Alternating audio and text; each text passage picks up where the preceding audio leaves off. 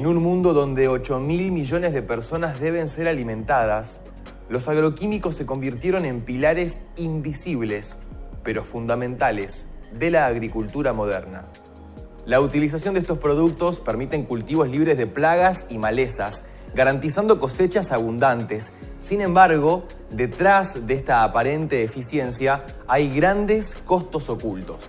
En esta edición de ¿Qué comemos cuando comemos?, les presentamos el lado B de los químicos que llegan día a día a nuestros platos. Agrotóxicos, el precio invisible de los alimentos que consumimos. Según la Organización de las Naciones Unidas para la Alimentación y la Agricultura, cada año se esparcen 4 millones de toneladas de pesticidas en campos de todo el mundo. Calculando 8.000 millones de habitantes a nivel mundial, este volumen equivale a medio kilo de pesticidas por persona al año. Aunque depende de las regulaciones de cada país, los alimentos producidos bajo este modelo industrializado, como frutas, hortalizas, verduras, cereales y oleaginosas, contienen restos de agroquímicos. En general se habla de agroquímicos cuando hablamos de sustancias químicas que se usan en la actividad agrícola. Por un lado, los fertilizantes que se utilizan para intentar devolver algunos nutrientes al suelo, minerales.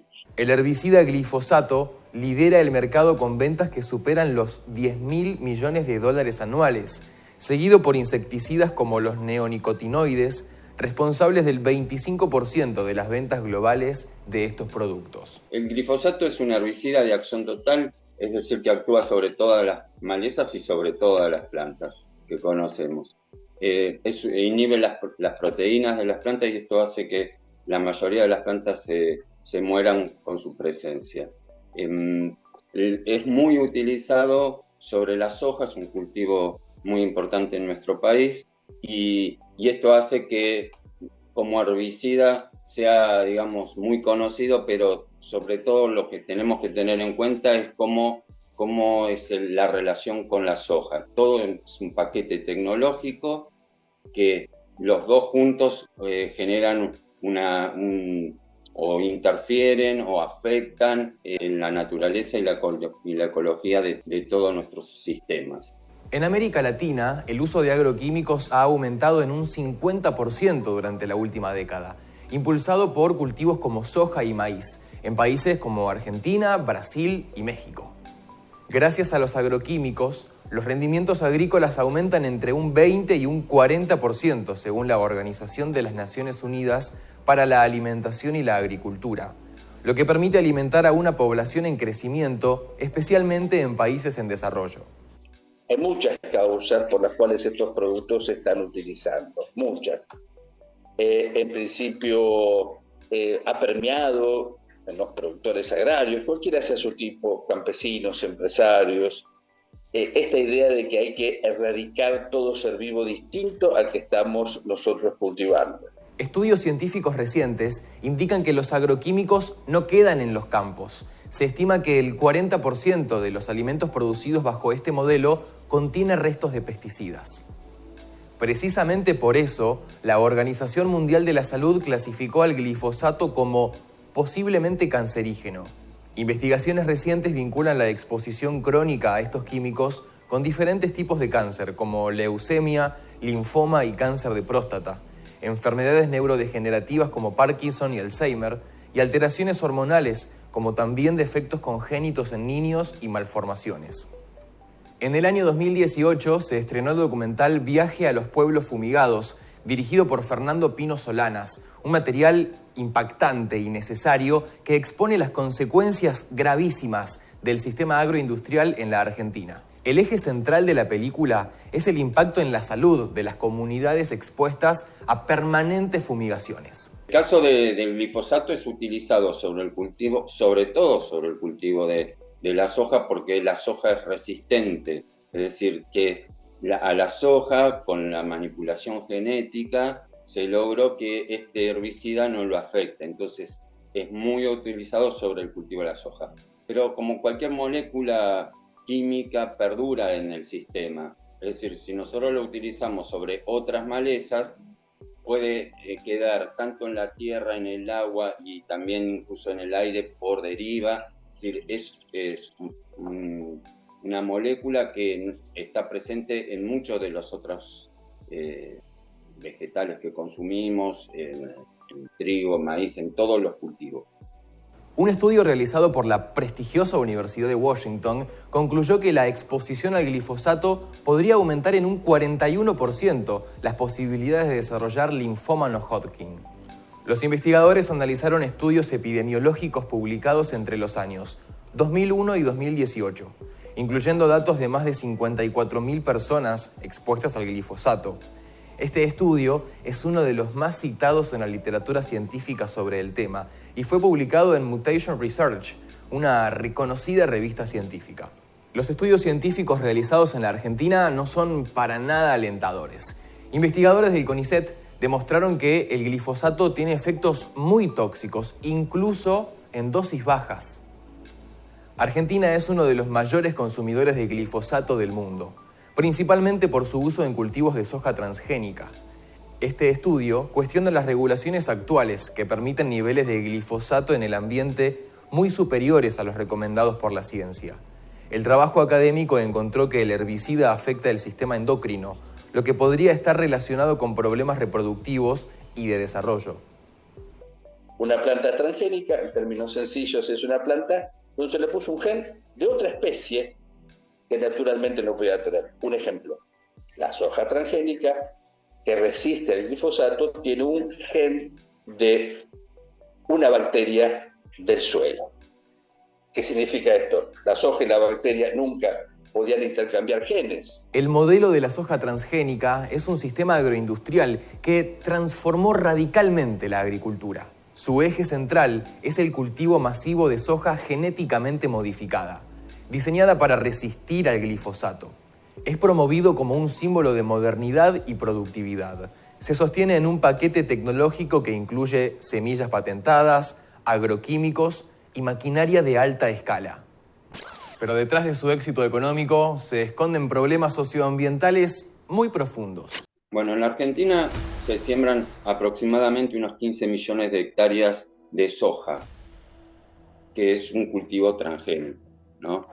Estas 15 millones de hectáreas, a través de este paquete tecnológico, que no solamente es la soja, sino la soja y todos los químicos que se utilizan o agroquímicos que se utilizan para su cultivo, hacen que el campo dependa de menos mano de obra. Ese es un factor que afecta directamente a las comunidades. La soja ha hecho y ha desplazado la ganadería y otras actividades, es decir, que en el campo ha bajado el nivel de diversificación productiva que va de la mano de obra y las poblaciones rurales.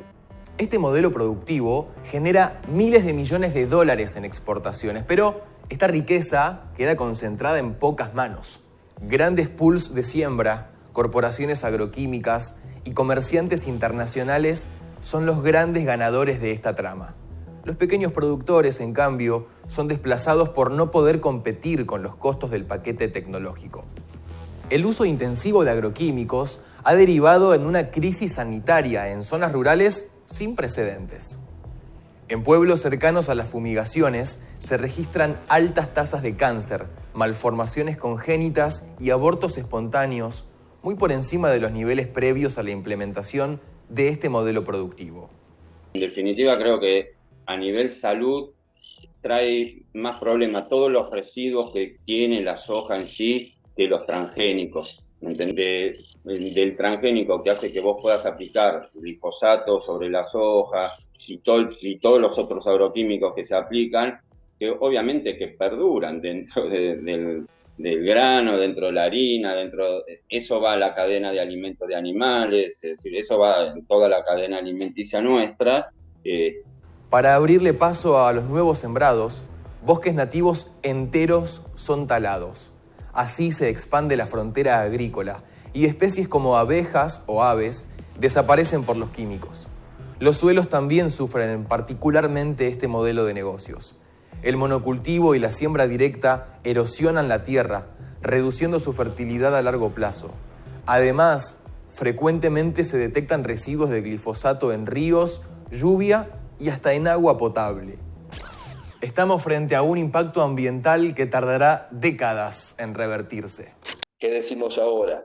Esta planta se le puso un gen de otra especie y adquirió una característica que no tenía naturalmente. Hablamos lisa y llanamente de un tóxico que contamina aire, agua y tierra, afectando ecosistemas enteros. Los agroquímicos no discriminan entre plagas y especies benéficas. Los neonicotinoides, por ejemplo, han reducido poblaciones de abejas en un 40%, según la Unión Internacional para la Conservación de la Naturaleza. Un estudio de la Universidad de Newcastle, publicado en el año 2017, demostró que, expuestas a estos venenos, las abejas pierden hasta un 50% de su eficiencia en la recolección de alimento. Otro de los datos más importantes se vincula directamente con la contaminación del agua. El 90% de los ríos y arroyos en regiones agrícolas del mundo contienen residuos de pesticidas, incluyendo herbicidas, insecticidas y fungicidas. Por ejemplo, en el Amazonas, el pulmón del planeta, el glifosato se detectó en niveles 10 veces superiores a lo permitido en la Unión Europea. Allí, la frontera agropecuaria avanza sobre la selva, reemplazando el bosque con soja. En este marco, los agrotóxicos se vuelven clave para el control de las malezas. En Argentina aplicamos 600 millones de litros de agroquímicos y de fitosanitarios en los cultivos totales. Ahí entra horticultura, todos los extensivos y los intensivos. 600 millones de litros de químicos de síntesis sobre cualquier cultivo. Imagínate, todo eso sí o sí está dentro de lo que comemos. Esta manera de producir alimentos no es solamente un modelo agrícola, es un sistema extractivista que prioriza las ganancias en el corto plazo sobre la vida.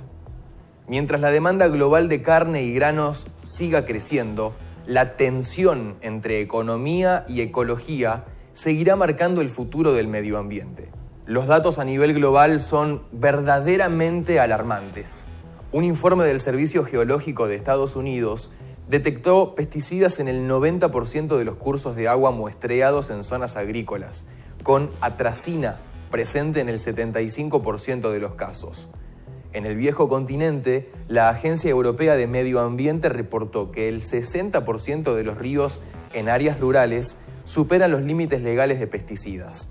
Y en la provincia de Buenos Aires, Argentina, un estudio de la Universidad Nacional de La Plata halló glifosato en el 100% de los arroyos muestreados en el cinturón sojero, donde se concentra el 80% de la producción de soja transgénica de Argentina. El dilema es claro: alimentar a una población en crecimiento, pero sin destruir el planeta. Mientras la industria agroquímica defiende su papel en la seguridad alimentaria, científicos y comunidades exigen regulaciones más estrictas y apoyo a prácticas sostenibles. La salida ya está brotando en huertas comunitarias, campos agroecológicos y en las manos de quienes defienden que otro modelo es urgente, necesario, pero fundamentalmente posible. Se puede producir sin químicos, con técnicas como la rotación de cultivos, el uso de abonos naturales y la integración de animales. La agroecología no es un retroceso, sino una revolución científica. Combina saberes ancestrales con tecnologías modernas. Como consumidores, elegir productos orgánicos o locales marca la diferencia. La pregunta sigue en el aire: ¿podemos comer hoy sin hipotecar el mañana? Hasta la próxima.